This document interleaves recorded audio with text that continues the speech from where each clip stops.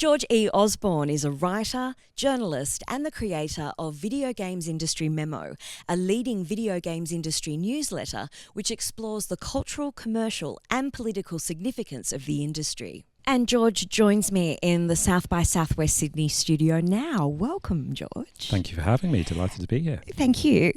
Now, you've been on a few panels and sessions at South by Southwest Sydney, including State of Play, a game industry town hall. Can you give us a bit of an overview? Sure. I think the Australian games industry, it's had a bit of a golden age, actually, over the last decade. It went from something of a zero to something of a hero of the global video games industry. Loads of hit independent video games that have come out of the cluster, things like Untitled Goose Game, Cult of the Lamb. And so there was a lot of conversation about what Australia's doing well, but there was also a bit of chat about what it could be doing better. And I think there's a sense that, you know, in Sydney, the government might be able to go and up its game a little bit if they want to keep up with their rivals over in Victoria. Really? Yeah. Or nothing fuels competition like a Sydney and Melbourne rivalry. No, absolutely. And I think I was potentially causing a little bit of mayhem by suggesting, you know, maybe New South Wales needs to up its game a little bit, if you'll pardon the pun. And so in relation to governments and their role in that, what do you see as being a significant impact that governments can have on gaming? Sure. So I think we're getting to the point where governments need to have dedicated video game strategies. And the reason why we need to do this is because Saudi Arabia has a $38 billion one, which is led by its Crown Prince.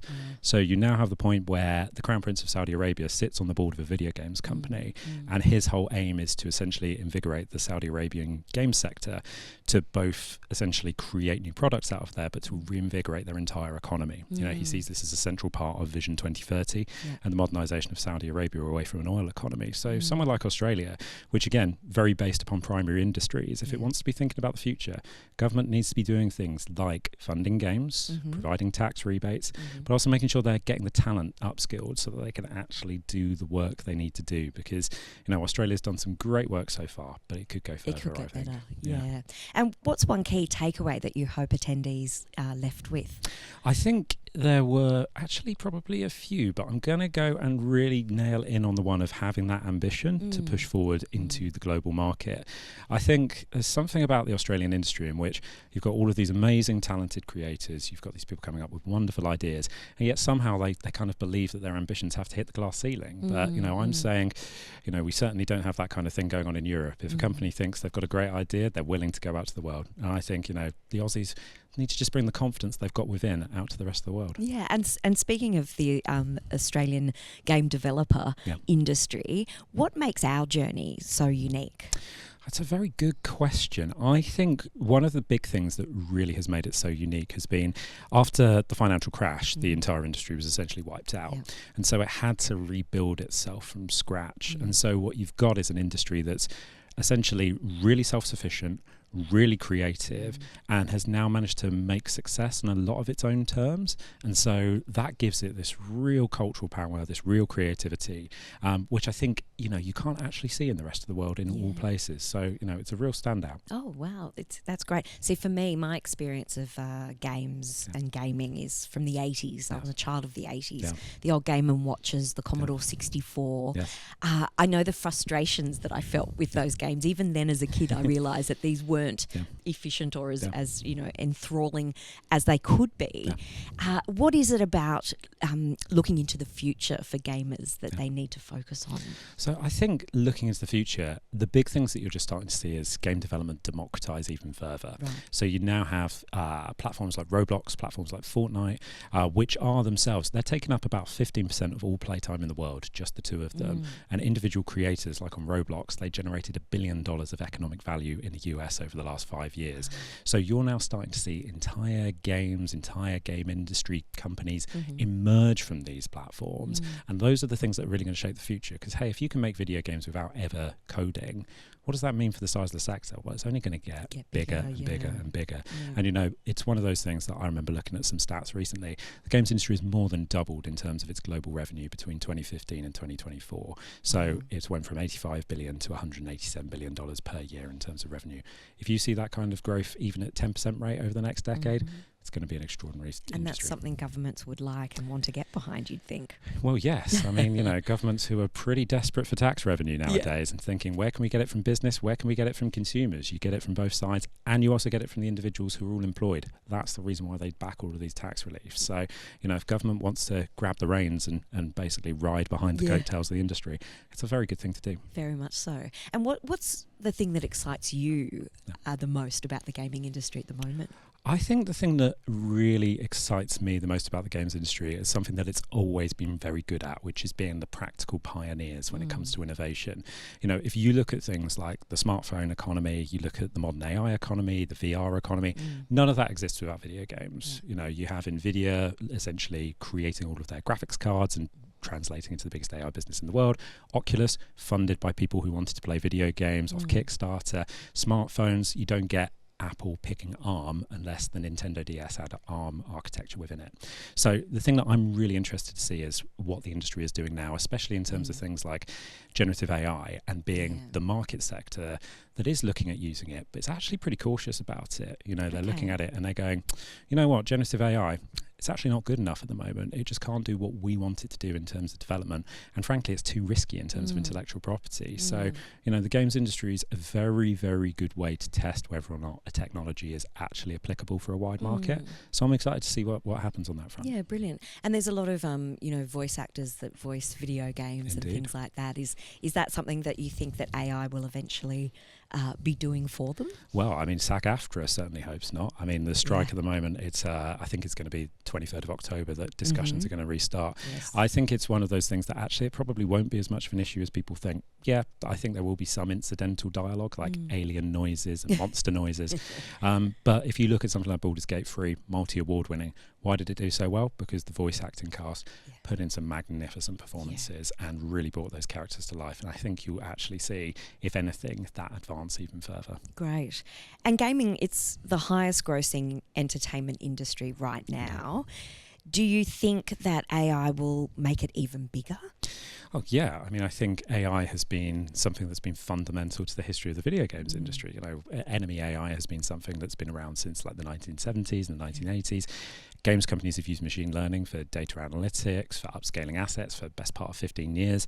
And so we are just going to see more of that, right? We're going to see all of those experts who've got decades of experience essentially unlocked by all of these new technologies, and they're going to go off and create amazing new things with it and stuff that's going to almost certainly blow our mind. But I can't imagine, because I'm not a game designer, unfortunately. They're far too creative for me. And a lot of people, there's a lot of talk about all these kids, all they do is play video games all day, and it has quite a negative sort of response from a lot of people saying put down the controls and get outside. What are the benefits for young people who game? Well, so a little bit of myth busting. So kids in general, if you look at data from places like Europe, they spend less time playing video games than watching TV or social media. So there tends to be a lot less time spent on games than people think, and a lot less money. The average in Europe, again, is less than 40 Australian dollars per month per player. So a lot of the concerns around it, I think, are a little bit overblown. But in terms of the benefits, well, we've seen a load of stuff around public spaces being perceived as less safe, kids not being allowed out into them. Where are they going to hang out? They're going to hang out online. They're going to hang out with their friends. And at least within game spaces, they're much more moderated. They're much more controlled. And unlike social media, kids can't post as much. You can't post photos onto a text chat on Roblox. So that does actually make things comparatively safer. But you've got to be paying attention to what's going on. You wouldn't let your kid down the park without having had a good, solid talk to them about what the ground rules are. You have to do the same thing digitally. And until we see that happening, there's always going to be concerns. And you speak about like the online communities that gaming has.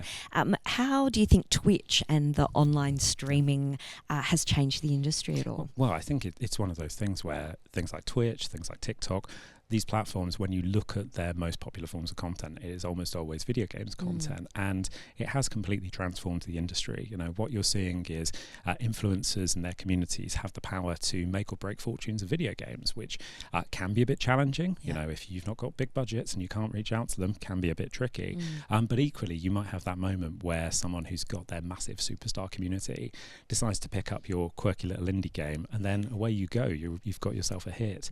But I think it's it's fantastic to see that democratization. You know, communities are able to rally around the people that they really value, the people that they really trust, and then to be able to just go and tap entertainment into that is it's fantastic. Yeah.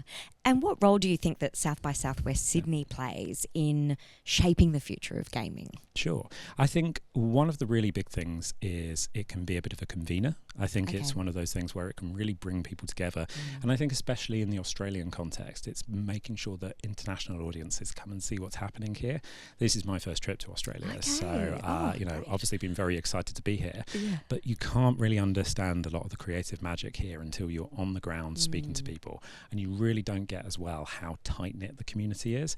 Because once you've seen that and you see that actually government is getting behind industry, education is getting behind industry, the creatives have that kind of support. If you're an investor looking to go and support a sector, that's a massive selling point, and it's not easily done. So actually being out here, I wouldn't necessarily even be here at all if it wasn't for something like this. And I think that's one of the real powers here. It really has been amazing seeing, you know, people coming together from such diverse groups, but all with a shared common interest of, you know, ideas. I think is basically the first and foremost one. Absolutely. You know, one of the things that, again, really outstanding about Australia and the games industry is just its sheer creativity and getting all of those people into one place. It's a real melting pot, and that's a treat to witness, really. And so how do you think that South by Southwest Sydney can change the trajectory of someone's career or, say, business? Well, I mean, we were talking a bit about the first panel that I was on in terms of the state of play. I also chaired a panel about publishers and about how to go about getting your publishing deal. And on the panel were 3 people who had flown in, especially from Europe, to come and talk about the work that their publishers do, what kind of games they're looking for, and also just giving all of the tips about, you know, they get hundreds of pitches a day. How do you stand out? One of those deals could make a massive difference, not just in the case of, well, yeah, obviously everyone loves to get money. But, you know, as some of those people on the panel were saying, we've been speaking to Australian developers. They're asking for too little money. You can ask for 3 or 4 times as much. The Europeans are asking for 5 or 6 times the amount that you're asking for. And so that kind of practical knowledge potentially changes the way that you think about the work you do, changes the way that you think about the business and the opportunity you have as a creator. And I think that's enormously powerful. And what's been one of the best experiences that you've had whilst being here at South by Southwest Sydney? So, I mean, this is going to seem like a strange one because it's actually based on someone that I know quite well. There's a guy called Harvey Heyman who's showing his game Morgan Metal Detective over at the showcase. And I just bumped into him here, and he knows Sydney quite well. So he went and took me out to a really nice coffee shop around the corner, and we had a good opportunity to catch up about what was going on.